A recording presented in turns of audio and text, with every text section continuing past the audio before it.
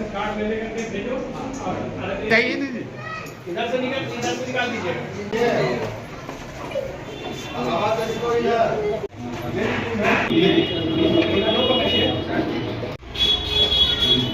ये सबसे पहले तो रमज़ान के मौके पे जिनकी गरीबों से ऐसा जो आपको कष्ट है, इनके सारे अहदेदारान, खास करके बड़े भाई हाईकोर्ट के सीनियर एडवोकेट मुस्ताक साहब एमपी, सब लोगों को दिल की गहराइयों से मुबारकबाद देते हैं।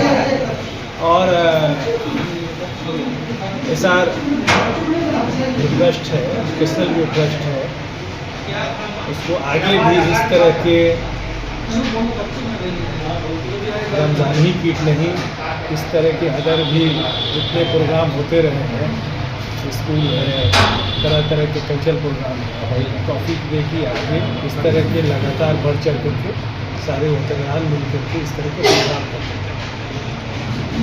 करीब 150-200 लोगों को किट और उनको एनवलप से उन लोगों की खिदमत करने की कोशिश की गई है। अब अल्लाह तबारक ताला इसे कबूल करे और सारे मेंबरान को इसका अजर मिले, जिसने इसमें बढ़ चढ़ के हिस्सा लिया है और लेते रहते हैं। और हर काम में जिस तरह का भी फलाह बहबूद का काम होता है वो करते हैं। इस ट्रस्ट का मकसद ये है कि गरीबों को जितनी से ज़्यादा मदद हो उसको करने के लिए, या तालीमी शोबे में हो या जिस में हो, एक और लाइन पर ये काम कर रहा है, प्रोजेक्ट तैयार हो रहा है कि रोज़गार से जोड़ने के लिए कैसे होगा कि अगर रोज़गार से जुड़ जाएगा तो हमारे यहाँ तालीम आ जाएगी। हम जाते हैं गली में, मोहल्ले में, बच्चे लोग को कहते हैं कि पढ़ने नहीं जा रहा, पढ़ने दे, उसको किताब अवेलेबल करा दें। सरकार ने भी बहुत बड़ी कदम उठाई कि खाना दे करके, पैसा दे करके, पोशाक दे करके सरकार ने बहुत बड़ी कदम उठाई। लेकिन सबसे बड़ी चीज़ है कि वहाँ सिर्फ वो खाना खाने जाता है।